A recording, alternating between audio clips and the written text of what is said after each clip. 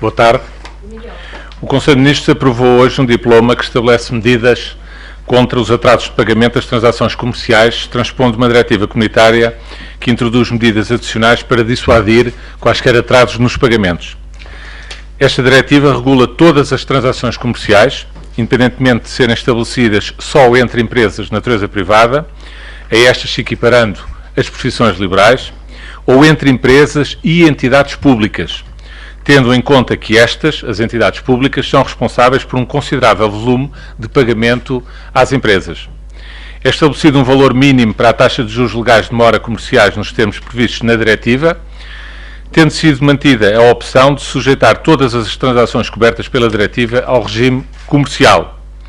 É igualmente previsto que, no caso de contratos entre empresas, o prazo de pagamento não pode exceder, em regra, os 60 dias, sem prejuízo de as partes poderem, expressamente, contratualizar um prazo superior, se tal não constituir nenhum abuso manifesto face ao credor, ou seja, se não houver uma desproporção entre as partes que contratualizem um prazo superior. No caso dos contratos entre empresas e entidades públicas, o prazo de referência é de 30 dias, salvo disposição expressa em contrário no contrato e desde que tal seja objetivamente justificado, em qualquer caso não podendo ultrapassar 60 dias. São as regras que constam na diretiva que foi hoje transposta para o ordenamento jurídico nacional com o texto aprovado no Conselho de Ministros. Foram também aprovados no Conselho de Ministros hoje 2 diplomas, um que tem que ver com alterações ao Sistema Integrado de Operações de Proteção e Socorro e outro que está a este intimamente ligado, que tem que ver com uma alteração no Estatuto Orgânico da Autoridade Nacional de Proteção Civil. O Sr. Ministro da Administração Interna, que aqui está, fará depois, de seguida, uma apresentação um pouco detalhada desta medida hoje tomada pelo Conselho. Foi também hoje aprovado no Conselho de Ministros a alteração à Lei Orgânica do Governo, na sequência da nomeação do Ministro da Presidência, do Ministro Adjunto e do Desenvolvimento Regional, atualizando-se quer o elenco do próprio Governo, dos membros do Governo, quer ajustamento nas competências que são cometidas a cada uma das pastas. O Conselho de Ministros aprovou também um diploma que estabelece o seguro de dador de sangue, previsto no Estatuto do Dador de Sangue, reconhecendo a relevância para a sociedade da dádiva voluntária e não remunerada do sangue. Sendo a dádiva de sangue um ato perfeitamente seguro, não está, contudo, isento da possibilidade de ocorrência de algum incidente, pelo que a existência de um seguro permitirá aos serviços de sangue e aos dadores passarem a dispor de uma garantia acrescida de reparação para eventuais complicações ou acidentes que possam decorrer quer durante a dádiva, quer nos trajetos de e a partir da deslocação dos cidadãos para doar sangue. Foi também aprovado hoje no Conselho de Ministros um diploma que transpõe uma diretiva comunitária relativa à utilização de substâncias perigosas em equipamentos elétricos e eletrónicos. Trata-se de uma decisão que tem como objetivo proteger a saúde humana e o ambiente, incluindo ainda a valorização e eliminação ecologicamente corretas dos resíduos que decorram deste tipo de atividade industrial. O Governo aprovou também um diploma que estabelece a possibilidade de utilização de aguardente de origem vitícola na interrupção da fermentação do mosto destinado à elaboração do vinho do Porto e do vinho licoroso Moscatel do Douro. Trata-se de uma medida que permite a substituição de importações, diminuindo assim os custos para as empresas do setor e que não tem qualquer afetação na qualidade final do produto elaborado. É uma decisão do Conselho de Ministros de hoje que é tomada na sequência de audição e do acerto desta medida no âmbito do Conselho Interprofissional do Instituto do Vinho do Douro e do Porto. Foi também aprovado hoje no Conselho de Ministros uma resolução que autoriza o Ministro de Estado e das Finanças a executar, em nome do Governo português, o aumento de capital que foi decidido no Conselho de Governadores do Banco Europeu de Investimento. Trata-se de um aumento de capital do Banco Europeu de Investimento no valor de 10 mil milhões de euros. A parte que caberá a Portugal no âmbito desse aumento de capital é de 78.351.000 euros, que ficam distribuídos 39 milhões já até ao final de abril, portanto até ao final do corrente mês, seguida de 2 outras tranches de 19.500 €19.500.000, a serem pagas até março de 2014 a primeira e até março de 2015 a segunda. As operações de financiamento que serão permitidas pelo aumento deste capital do BEI têm como objetivo prioritário 4 setores, designadamente a inovação, as pequenas e médias empresas, as energias renováveis e a modernização de infraestruturas.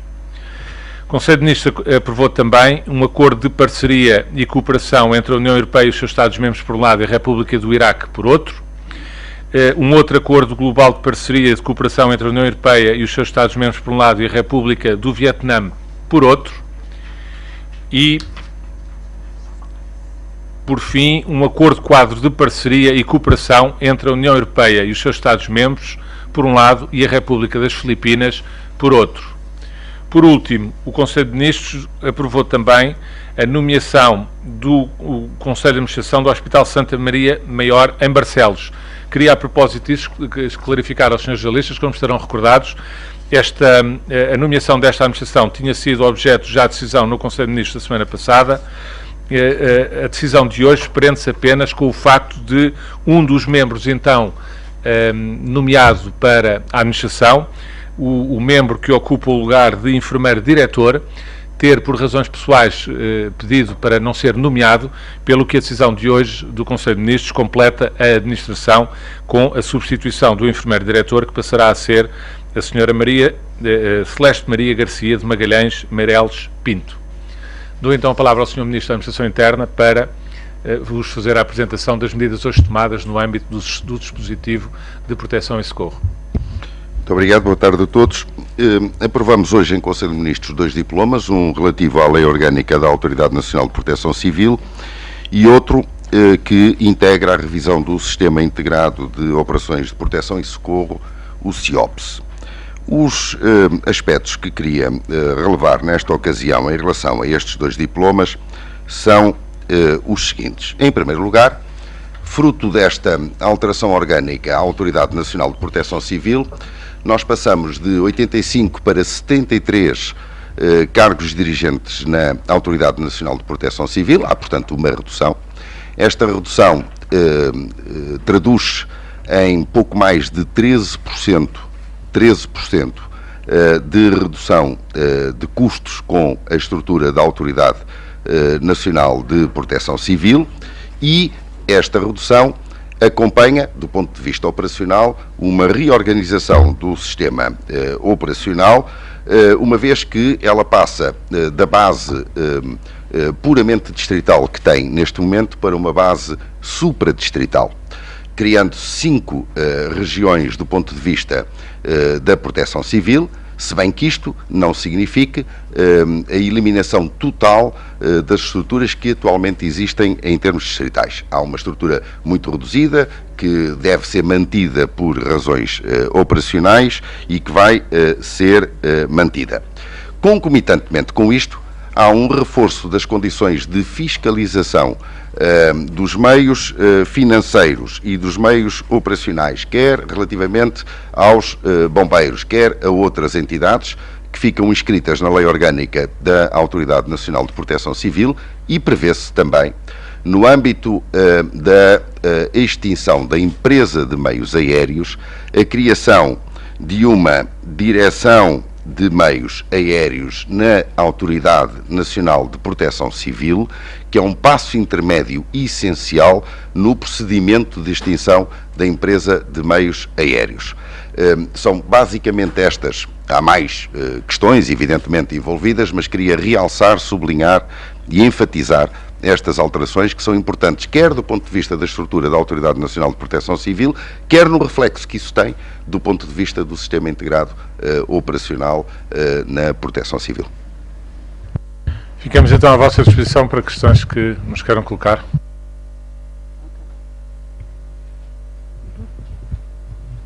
Muito boa tarde. Sr. Ministro, gostava de lhe perguntar se a questão dos cortes e das medidas que terão que ser adotadas e apresentadas até ao final do mês estiveram em cima da mesa neste Conselho de Ministros e para quando o anúncio então dos pormenores e dos detalhes desses cortes e dessas medidas. Obrigado. Relativa à questão das medidas substitutivas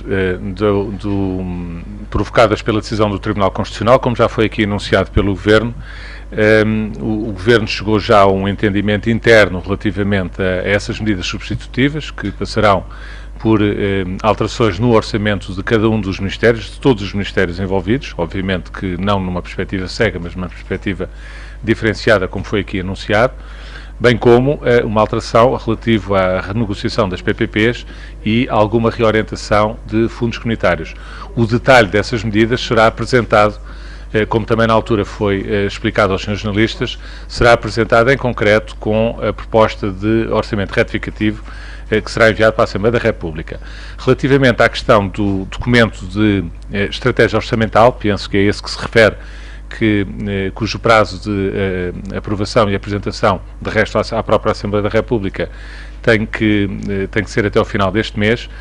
O Conselho de Ministros terá uma reunião extraordinária na próxima terça-feira, em que esse documento será ultimado e aprovado para cumprir os prazos que estão estabelecidos.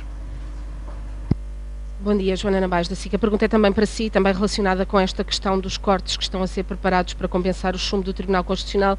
O que eu queria perceber é para quando é que teremos esse anúncio? Haverá um Conselho de Ministros extraordinário na próxima semana? Pergunto-lhe isto porque o calendário que tinha sido apresentado pelo Primeiro-Ministro no Parlamento apontava para que os cortes fossem anunciados até ao final deste mês. E queria saber então se de facto haverá um novo Conselho de Ministros extraordinário para tratar essa matéria e quando. Queria pedir-lhe também uma reação ao discurso do Presidente da República ontem. Não houve até agora uma reação por parte do Governo, sendo certo que António José Seguro, o líder do maior partido da oposição, veio entretanto dizer que considera que as palavras do Presidente causam uma maior divisão política no país e podem de alguma forma, a pergunta é se acha que podem de alguma forma abalar o consenso que a que o Governo tanto tem apelado. Em relação à sua primeira parte da pergunta, não leva a mal, a senhora falou repetidamente em cortes, como o Governo já explicou várias vezes, não se trata de novos cortes, trata-se de medidas substitutivas provocadas pela decisão do Tribunal Constitucional. Não se trata de qualquer adicional de cortes, trata-se de encontrar as medidas que têm que substituir a reposição que foi determinada pelo Tribunal Constitucional e que provoca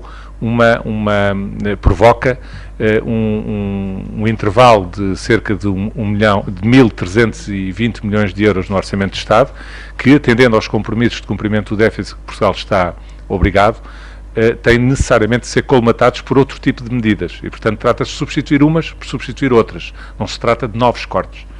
E relativamente a isso, como referi já ao seu colega, o Conselho de Ministros terá, relativamente às medidas substitutivas, trata-se do Orçamento de Estado, o Orçamento retificativo ao Orçamento de Estado, que terá que ser apresentado na Assembleia da República e já foi explicado a decisão do Conselho de Ministros já na semana passada, no início da semana passada, sobre aquilo que foi o concerto dentro do Governo sobre quais são as medidas substitutivas, a tipologia das medidas substitutivas, que serão depois constantes desse orçamento retificativo. Relativamente ao resto, que tem que ver com o documento de estratégia orçamental, haverá de facto um Conselho de Ministros antes do final do mês, que será na manhã de terça-feira. Na próxima terça-feira de manhã haverá um Conselho de Ministros extraordinário, expressamente para tratar do assunto que tem que ver com o documento de estratégia orçamental. Quanto à questão, a segunda questão que me coloca, ou terceira, que tem que ver com a intervenção do Sr. Presidente da República ontem na Assembleia da República, o que eu lhe tenho a dizer é o seguinte: o Governo, a declaração do Sr. Presidente da República ontem na Assembleia da República é uma declaração dirigida a todos os portugueses, aos portugueses individualmente, aos partidos políticos, aos órgãos de soberania, todos os órgãos da República necessariamente. O Governo, como lhe compete, ouviu atentamente e com toda a atenção aquela que foi a intervenção do Sr. Presidente da República. Não cabe ao Governo fazer, nem neste caso, como não cabe em nenhuma outra circunstância, fazer comentários públicos àquelas que são as mensagens do Sr. Presidente da República. Alexandra André, RTP, eu queria só especificar essas medidas que substituem as do Tribunal Constitucional já estão fechadas, o Governo já tem o detalhe dessas medidas que estão fechadas. E queria também perguntar qual foi o resultado do processo negocial com a banca por causa dos contratos swap, quais são os bancos e se o Governo vai realmente avançar para tribunal porque a negociação não estará a correr bem, e se pode garantir que o Estado, na gestão da dívida pública, não utilize instrumentos complexos como os que foram agora detectados em empresas públicas. Em relação aos contratos swap, não, este não foi um assunto que tivesse estado hoje em análise no Conselho de Ministros. Como sabe, o Ministério das Finanças é que está mandatado para tratar desse assunto, nomeadamente da negociação com a banca, com os bancos envolvidos, e essa negociação está cometida ao próprio Ministério das Finanças. Não esteve hoje em análise no Conselho de Ministros, portanto não lhe posso dizer qual é a conclusão desse trabalho negocial. Tenho, de facto, confirmo a indicação que deu de que o timing de conclusão das negociações é o dia de hoje, mas o assunto, de facto, não foi hoje objeto de um reporte ainda por parte do Ministério das Finanças sobre a conclusão e os termos exatos em que essa negociação terá ficado fechada. Nem sei se ela já terá ficado fechada ou se isso só ocorrerá ao longo do dia. Apenas lhe confirmo que o prazo que estava acordado era o prazo de hoje. Quanto à segunda questão que me coloca, sobre a utilização ou não de mecanismos de gestão da dívida pública similares às swaps, o que eu lhe posso dizer é o seguinte: como foi explicado já aqui, as swaps em si, os mecanismos as operações financeiras de seguro de risco de crédito, não devem ser demonizadas ou diabolizadas. Não é a tomada desse tipo de operações que está em causa. Isso, de resto, já foi deixado claro pelo próprio Governo no comunicado a semana passada pelo Ministério das Finanças. Esse tipo de operações são operações que quer o setor privado, quer o setor público, pode recorrer com tranquilidade e com correção nos mercados. O que está em causa neste processo, neste dossiê, é que foi apurado pelo Governo que terão ocorrido à data, ao tempo anterior ao início de funções deste Governo, operações deste figurino, mas que continham natureza puramente especulativa e que pode ser entendida como danosa para o contratante, neste caso, para o Estado, para as empresas públicas que o terão feito. Portanto, não são todos os contratos desta tipologia que são necessariamente postos em causa, pelo contrário, são apenas aqueles em que a contratação foi feita em termos que deixa muitas dúvidas, dado o seu pendor extremamente especulativo, sobre a correção com que isso terá ocorrido. Portanto, são coisas diferentes e não era bom que a comunicação social também ajudasse a clarificar isto, porque não está aqui em causa diabolizar os mecanismos de cobertura de risco financeiro, que são mecanismos que são importantes em termos financeiros para todas as empresas, quer sejam privadas, quer sejam públicas. O que está em causa não são os mecanismos em si, é a forma como determinado tipo de contratos terão sido à data celebrados por algumas empresas públicas.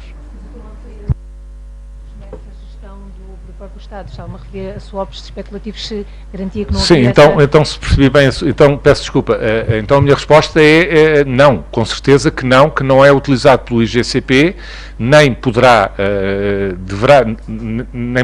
deverá ser utilizado por nenhuma outra entidade pública, e penso por nenhuma entidade privada, porque fica a perder com isso, como é evidente, a utilização desse tipo de operações com um pendor marcadamente especulativo, porque isso redunda em prejuízo de quem faz o contrato, redundará em benefício do banco, mas em prejuízo manifesto de quem faz o contrato.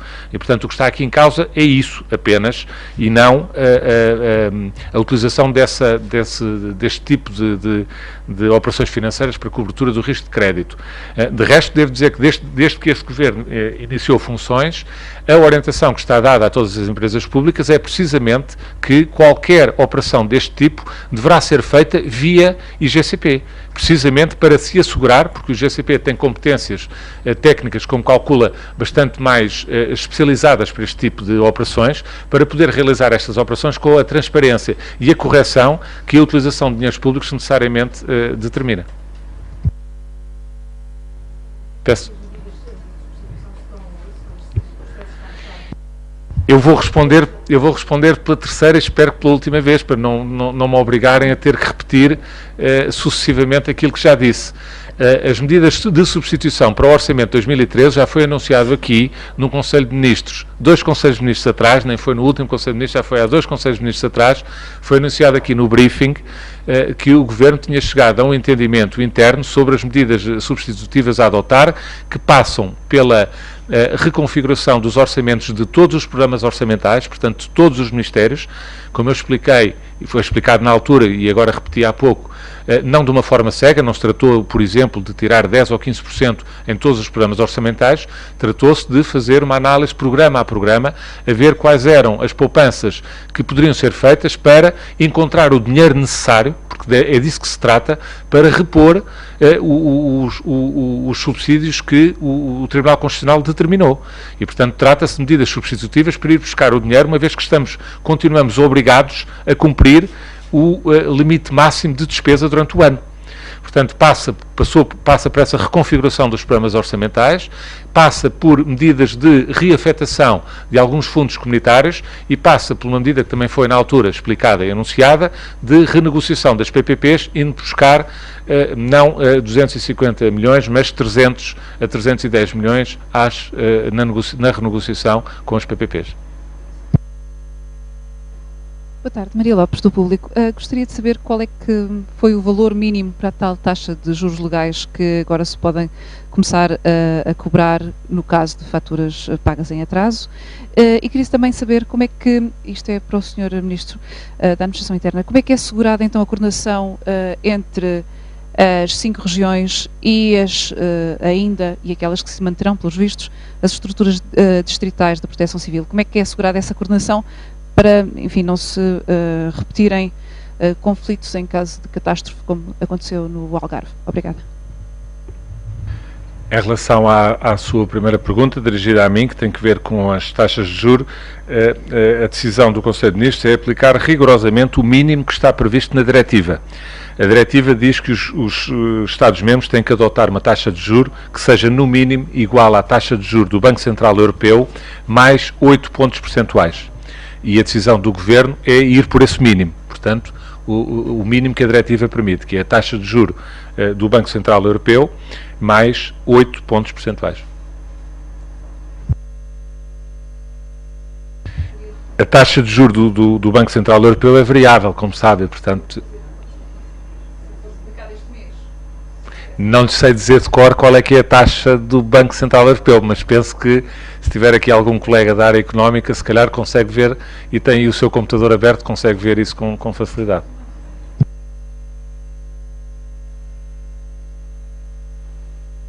Em relação à questão que me é colocada, eu queria precisar um pouco mais. Queria, no entanto, sublinhar que este diploma foi aprovado na Generalidade. Nós já levamos este diploma, aliás é público, à Comissão Nacional de Proteção Civil, onde estão múltiplas entidades, mas em qualquer caso pedimos à Autoridade Nacional de Proteção, à Associação Nacional de Municípios Portugueses, um parecer sobre este diploma, uma vez, como sabem, que os senhores Presidentes de Câmara são a Autoridade de Proteção Civil no respectivo Conselho. Quero, no entanto, dizer que na Comissão Nacional de Proteção Civil está lá representada a Associação Nacional de Municípios Portugueses, que não obstou às linhas gerais do diploma que então foi lá presente. São criados 5 agrupamentos no país: o agrupamento distrital de Norte, que compreende os distritos de Braga, Bragança, Porto, Viana do Castelo e Vila Real; o agrupamento distrital de Centro-Norte, que compreende os distritos de Aveiro, Coimbra, Guarda e Viseu; o agrupamento distrital de Centro-Sul, com os distritos de Castelo Branco, Leiria, Porto Alegre e Santarém; o agrupamento distrital Sul, Beja, Évora, Lisboa e Setúbal; e o Algarve.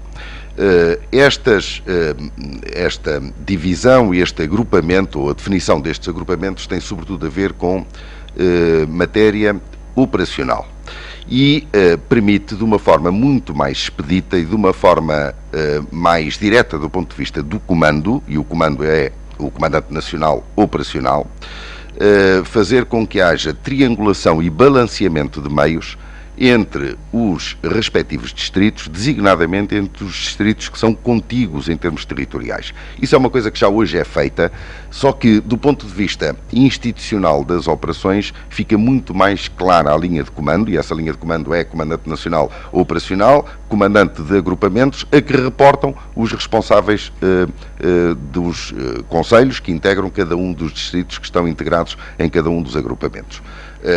Portanto, essa linha de comando do nacional para o regional e distrital é muito importante, sobretudo na situação de grandes eventos, de grandes incidentes. E foi considerado relevante, ao mesmo tempo que propicia uma gestão de meios, um balanceamento de meios e uma triangularização de meios que já hoje se faz, mas de uma forma mais expedita com esta nova organização. Queria também sublinhar que esta semana mesmo o Sr. Secretário de Estado da Administração Interna, por ocasião da tomada de posse dos novos responsáveis da Escola de Bombeiros, enunciou também um conjunto de alterações importantes naquilo que tem a ver com a formação dos agentes de proteção civil, designadamente dos bombeiros.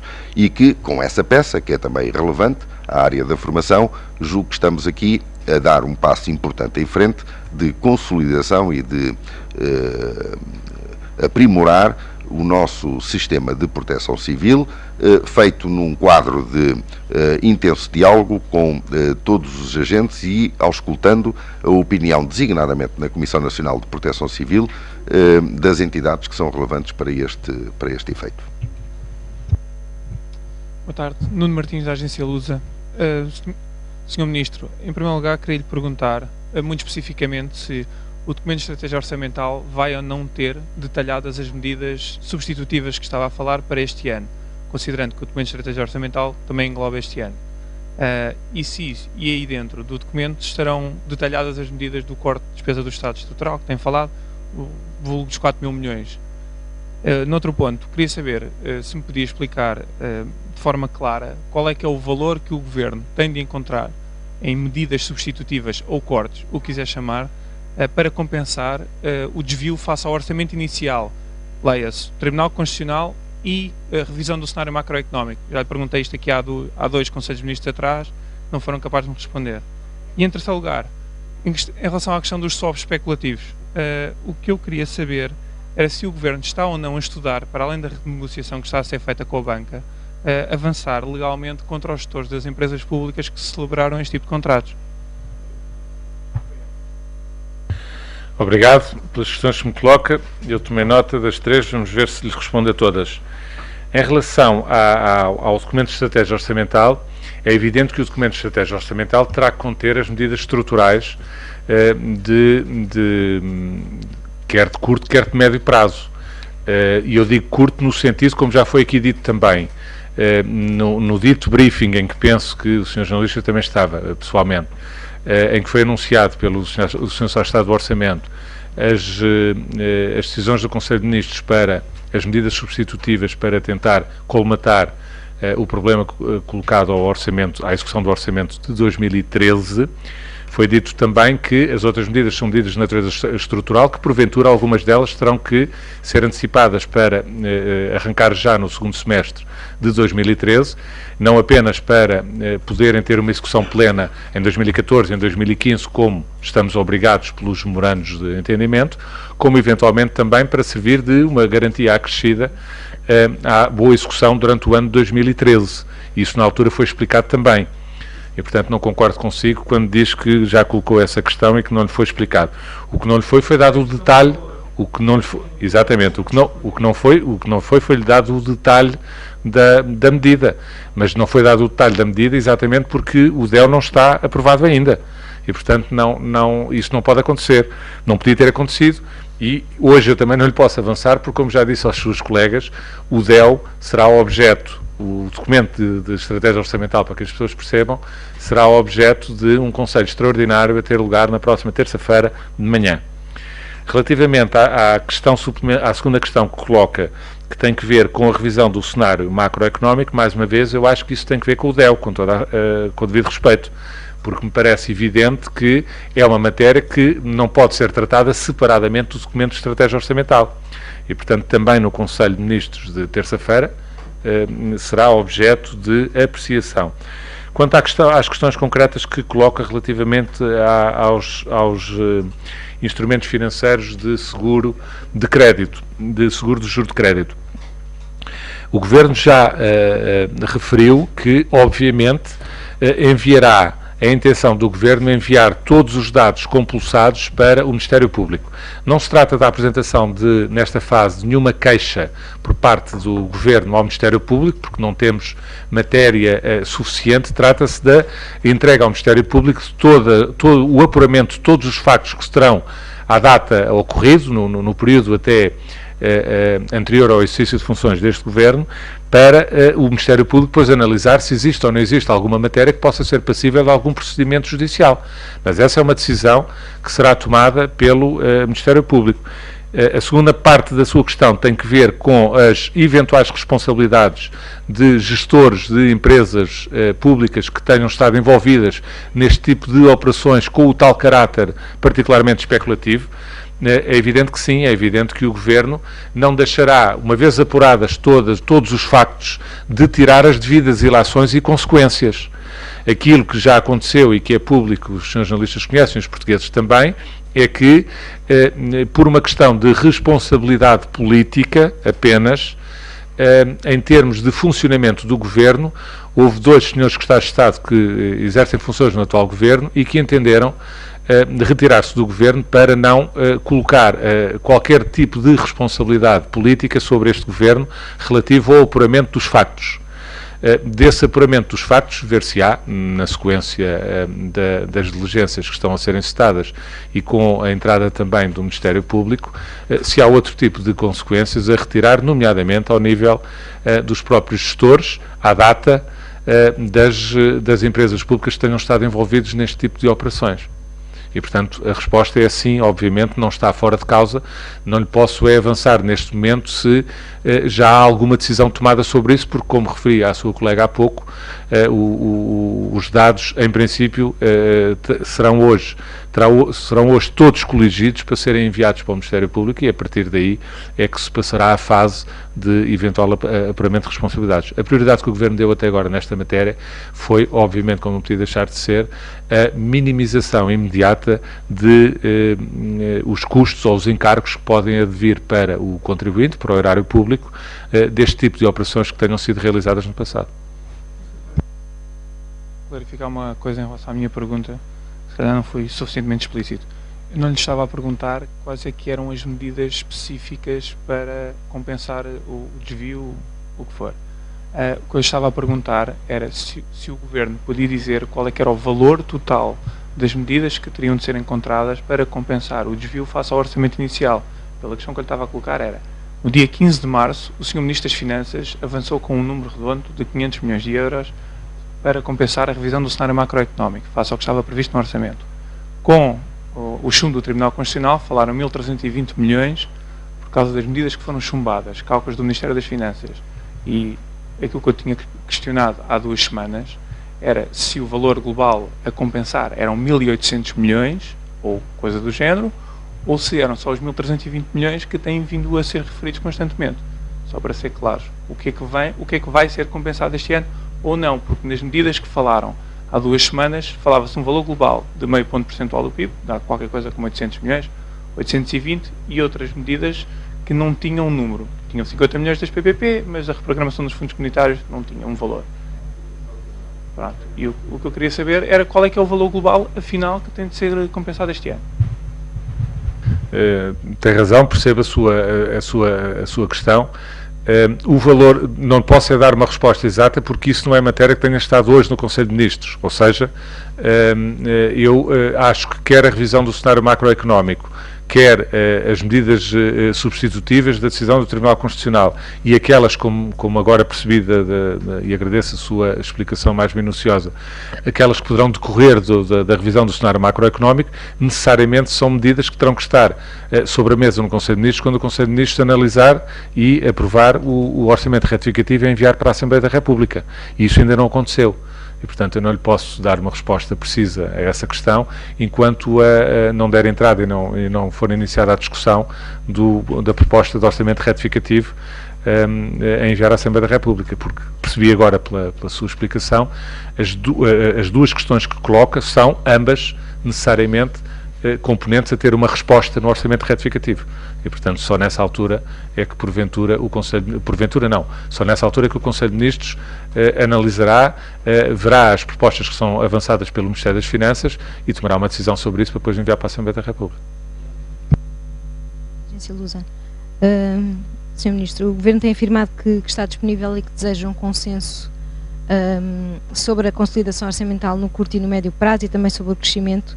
E eu pergunto se desde o dia 17 já voltou a falar com o Partido Socialista sobre o orçamento retificativo que está em preparação para a apresentação em maio, que inclui as medidas substitutivas daquelas que foram chumbadas pelo Tribunal Constitucional, sobre o documento de estratégia orçamental que vai ser aprovado na terça-feira e sobre o plano para o crescimento aprovado esta semana.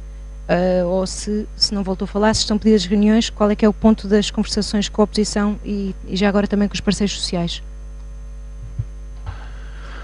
Olha, eu agradeço as suas perguntas. Relativamente ao orçamento retificativo e ao orçamento retificativo, como eu já respondi ao seu colega, ainda não existe, ainda nem sequer chegou ao Conselho de Ministros uma proposta e, portanto, imagino que não haja a possibilidade ainda de haver qualquer envolvimento, quer do Partido Socialista, quer das outras forças políticas, sobre a matéria.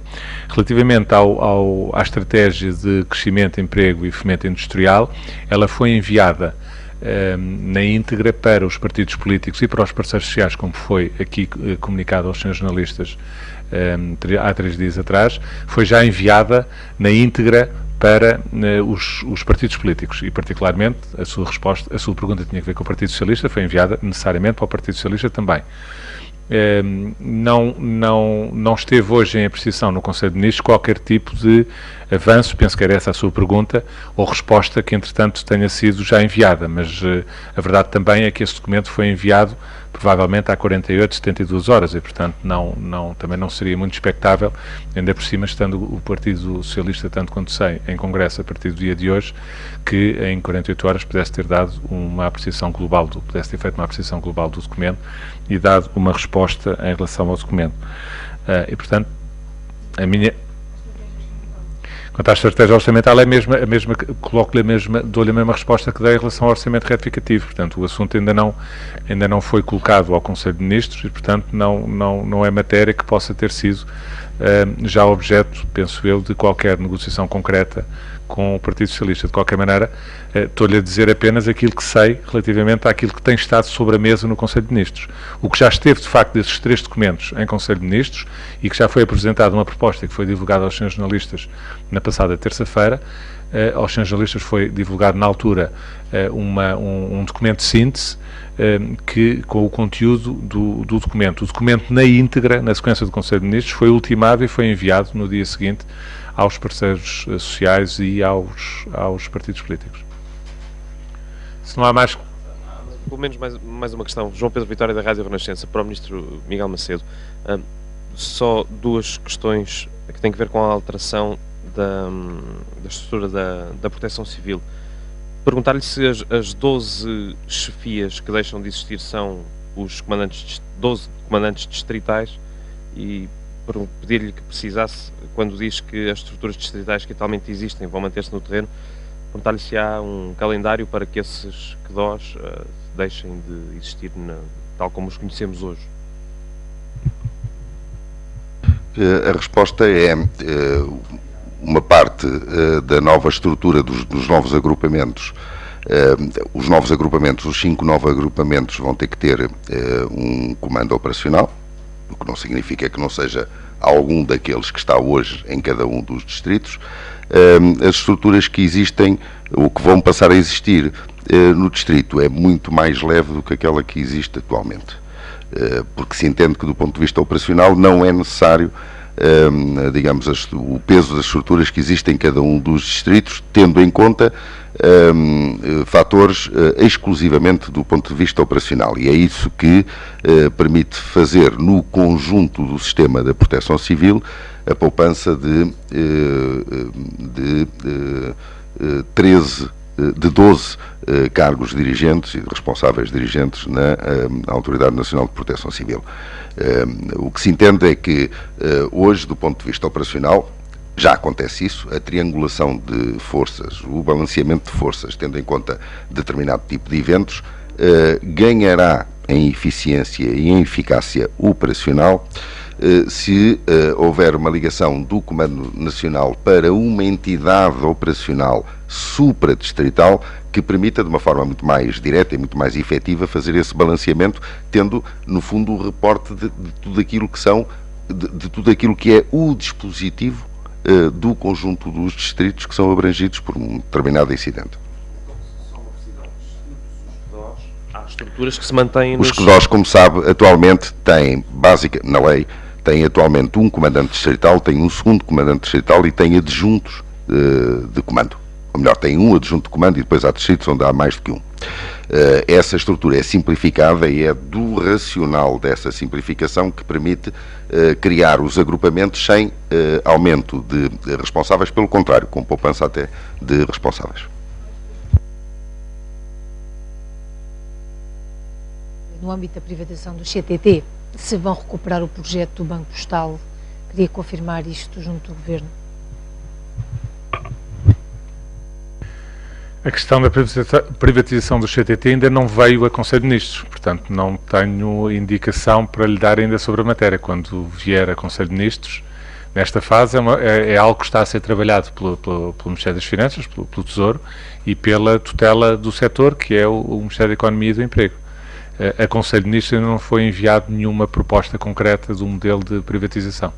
De qualquer maneira, também lhe posso acrescentar apenas que sei que há um debate de urgência solicitado pelo Partido Comunista sobre questões que também têm que ver com a privatização dos CTTs e que está marcado na Assembleia da República para a semana que vem, para o dia 8. O Partido Comunista utilizou um agendamento putestativo sobre a matéria para o dia 8 de maio. Detalhasse quais são as alterações à orgânica do Governo que entram na nova lei orgânica hoje aprovada, ou se é possível ter a nova lei orgânica. Com certeza.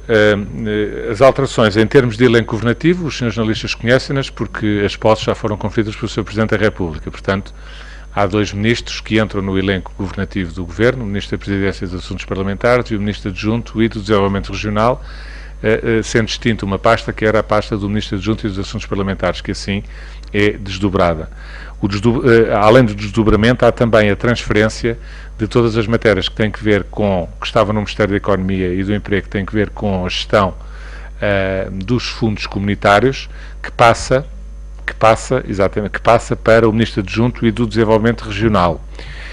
Em paralelo com essas competências de natureza política, passam necessariamente também os instrumentos que fundamentalmente são 3, que são integrados na presença do Conselho de Ministros para ficarem na dependência do Ministro Adjunto e do Desenvolvimento Regional, a saber, o Instituto Financeiro de Desenvolvimento Regional, o Instituto de Gestão do Fundo Social Europeu e o Observatório do CREN, do Quadro de Referência Estratégico Nacional.